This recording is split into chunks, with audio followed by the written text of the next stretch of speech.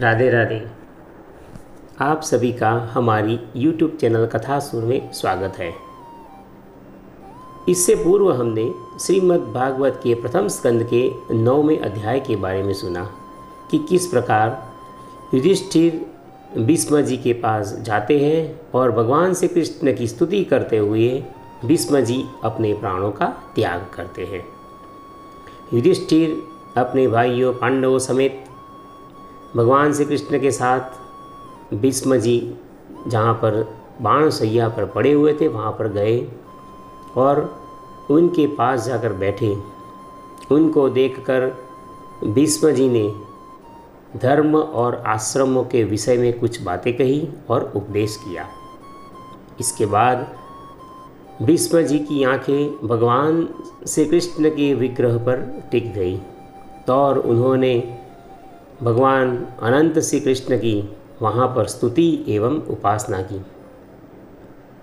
उन्होंने महाभारत के युद्ध के समय की वो पलों को याद किया कि जिसे याद करते करते मृत्यु की शैया पर लेटे हुए थे, फिर भी अपने चित्त को प्रसन्नता से उस छवि को निहारते निहारते भर दिया और भगवान श्री कृष्ण को अपनी आँखों के सामने रखते हुए अपने हृदय में स्थापित करते हुए उन्होंने अपने प्राणों का त्याग किया। आज हम श्रीमद् भागवत के प्रथम स्कंद के 10वें अध्याय के बारे में सुनेंगे, जो कि भगवान श्री कृष्ण का द्वारकागमन इस विषय में है।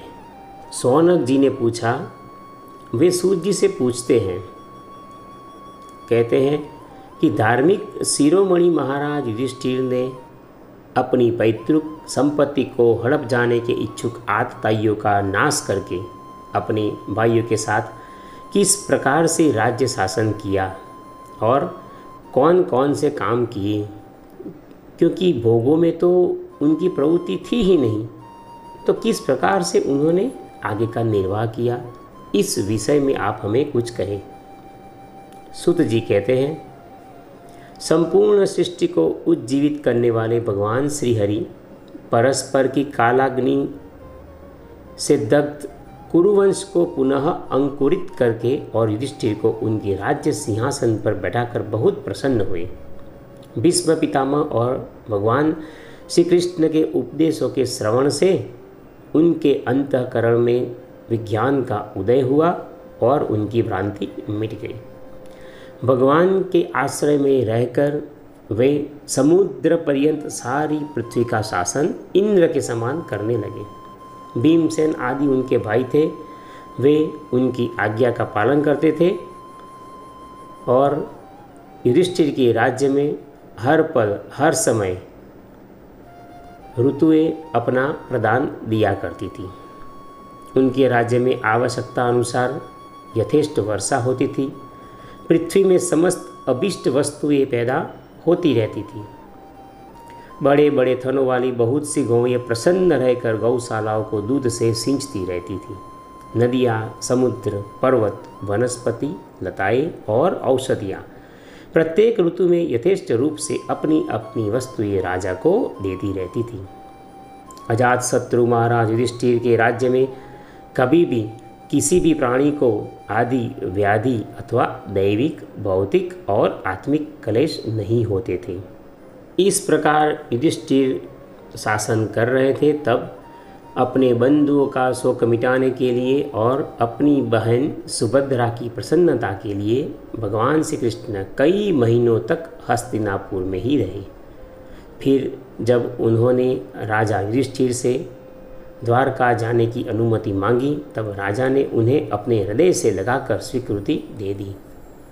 भगवान उनको प्रणाम करके रथ पर सवार हुए। तब युधिष्ठिर ने भी भगवान को साष्टांग प्रणाम किया। कुछ लोगों जो भगवान की समान उम्र वाले थे, उन्होंने भगवान का आलिंगन किया और कुछ छोटी उम्र वालों ने भगवान को प्रणाम किया। उस समय सुभद्रा, द्रौपदी, कुंती, उत्तरा, गांधारी, धृतराष्ट्र, युयुत्सु, कृपाचार्य, नकुल, सहदेव और भीमसेन, धौम्य और सत्यवती आदि सब मूर्छित से हो रहे थे। वे सारंगपाणि भगवान श्री कृष्ण का विरह सहन नहीं कर पा रहे थे। सूत जी कहते हैं कि भगवत भक्त सत्पुरुषों के संग से जिसका दुसंग या कुसंग छूट गया है, वह विचारशील पुरुष भगवान के मधुर मनोहर सुयस को एक बार भी सुन लेने पर फिर उसे छोड़ने की कल्पना भी नहीं करता। उन्हीं भगवान के दर्शन, स्पर्श तथा उनके साथ आलाप करने से तथा साथ ही साथ सोने, उठने, बैठने और भोजन करने से जिनका संपूर्ण हृदय उन्हें समर्पित हो चुका था, वे पांडव भला उनका विरह कैसे सहन कर सकते थे, क्योंकि उन्होंने एक एक पल भगवान के साथ बिताया था और उसी पल को याद करते करते वे अपना शेष जीवन व्यतीत करने की इच्छा से ही तो रह रहे थे। उनका चित्त द्रवित हो रहा था कि भगवान श्री कृष्ण यहाँ से जा रहे हैं। वे सब निर्निमेष नेत्रों से भगवान को देखते हुए स्नेह बंधन से बंधकर जहाँ तहाँ वहाँ दौड़ा करते थे। भगवान श्री कृष्ण के घर से चलते समय उनके बंधुओं की, स्त्रियों के नेत्र उत्कंठावश उमड़ते हुए आंसुओं से भर आए, परंतु इस भय से कि कहीं रास्ते में कुछ अपशकुन न हो जाए, इसी भय से, इसी चिंता के कारण उन्होंने बड़ी कठिनाई से अपने उन आंसुओं को रोक लिया। भगवान के प्रस्थान के समय वहाँ पर मृदंग, शंख, भैरी, वीणा, ढोल, नगारे, नरसिंगे, धुंधुरी, घंटे और दुंदुभिया आदि सब बजने लगी। भगवान के दर्शन की लालसा से कुरुवंश की स्त्रियां अटारियों पर चढ़ गई और प्रेम, लज्जा एवं मुस्कान से युक्त चित्तवन से भगवान को देखती हुई उन पर पुष्पों की वर्षा करने लगी। उस समय भगवान के प्रिय सखा घुंघराले बालों वाले अर्जुन अपने प्रियतम श्री कृष्ण का वह श्वेत छत्र, जिसमें मोतियों की झालर लटक रही थी और जिसका डंडा रत्नों का बना हुआ था, वह अपने हाथों में लेकर आए और उनके साथ चले। उनके मित्र सात्यकी और उद्धव, वे भी विचित्र चंवर डुलाने लगे। मार्ग में भगवान श्री कृष्ण के ऊपर चारों ओर से पुष्पों की वर्षा होने लगी। जहाँ तहाँ ब्राह्मणों के दिए हुए सत्य आशीर्वाद सुनाई पड़ रहे थे। वे सगुण भगवान के तो अनुरूप थे ही, परंतु निर्गुण के अनुरूप नहीं थे, क्योंकि उनमें कोई प्राकृत गुण नहीं है। यहाँ पर हस्तिनापुर की कुलीन रमणियाँ कि जिनका चित्त भगवान श्री कृष्ण में रम गया था, वे आपस में ऐसी बातें कर रही थी जो सबके कान और मन को आकृष्ट कर रही थी। वे आपस में ऐसा कह रही थी कि हे सखियों, ये वे ही सनातन परम पुरुष नारायण है, जो प्रलय के समय भी अपने अद्वितीय निर्विशेष स्वरूप में स्थित रहते हैं। उस समय सृष्टि के मूल ये तीनों गुण भी नहीं होते। जगदात्मा ईश्वर में जीव भी लीन हो जाते हैं और महतत्व आदि समस्त शक्तियाँ अपने कारण अव्यक्त में सो जाती है। ये श्री कृष्ण वही साक्षात परब्रह्म है। वास्तव में इन्हीं की भक्ति से अंतःकरण की पूर्ण शुद्धि हो सकती है, योगादि के द्वारा वह नहीं हो सकती। वास्तव में ये वही है, हे सखियों, जिनकी सुंदर लीलाओं का गायन वेदों में और दूसरे गोपनीय शास्त्रों में व्यासादि आदि रहस्यवादी ऋषियों ने कहा है, जो एक अद्वितीय ईश्वर है और अपनी लीला से जगत की सृष्टि, पालन एवं संहार करते हैं, परंतु उनमें आसक्त नहीं होते। जब तामसी बुद्धि वाले राजा अधर्म से अपना पेट पालने लगते हैं, तब यही सत्वगुण को स्वीकार कर ऐश्वर्य, सत्य, हृत, दया और यश प्रकट करते और संसार के कल्याण के लिए युग युग में अनेकों अवतार धारण किया करते हैं। अहो, यह यदुवंश तो परम प्रशंसनीय है, क्योंकि लक्ष्मीपति पुरुषोत्तम भगवान श्री कृष्ण ने जन्म ग्रहण करके इस वंश को सम्मानित जो किया है, वह पवित्र मधुवन यानी कि व्रजमंडल भी अत्यंत धन्य है जिसे इन्होंने अपने शैशव एवं किशोरावस्था में घूम फिरकर सुशोभित किया है। बड़े हर्ष की बात है कि द्वारका ने स्वर्ग के यश का तिरस्कार करके पृथ्वी के पवित्र यश को बढ़ाया ही है। क्यों न हो, वहाँ की प्रजा अपने स्वामी भगवान श्री कृष्ण को जो बड़े प्रेम से मंद मंद मुस्कुराते हुए उन्हें हर एक क्षण कृपा दृष्टि से देखते हैं, वे प्रजा भगवान को निरंतर निहारती रहती है। हे सखी, जिनका इन्होंने पाणी ग्रहण किया है उन स्त्रियों ने अवश्य ही व्रत, स्नान, हवन आदि के द्वारा इन परमात्मा की आराधना की होगी, क्योंकि वे बार बार इनकी इस अधर सुधा का पान करती है, जिसके स्मरण मात्र से ही व्रजबालाएं आनंद से मूर्छित हो जाया करती थी। ये स्वयंवर में शिशुपाल आदि मत वाले राजाओं का मान मर्दन करके जिनको अपने बाहुबल से हर लाए थे तथा जिनके पुत्र पद्युमन, सांब, आम्ब आदि हैं, वे रुक्मणी जी आदि 8 पटरानियाँ और भैमासुर को मारकर लाई हुई जो इनकी हजारों अन्य पत्नियां हैं, वे वास्तव में अत्यंत धन्य हैं, क्योंकि इन सभी ने स्वतंत्रता और प्रतिव्रता से रहित स्त्री जीवन को पवित्र और उज्जवल बना दिया है। इनकी महिमा का तो वर्णन और कोई क्या करे।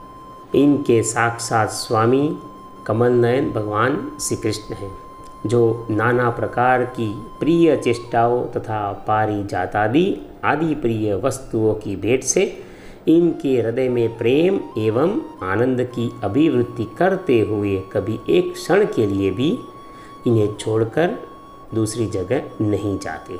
हस्तिनापुर की स्त्रियां इस प्रकार भगवान के विषय में बातें किया करती थी।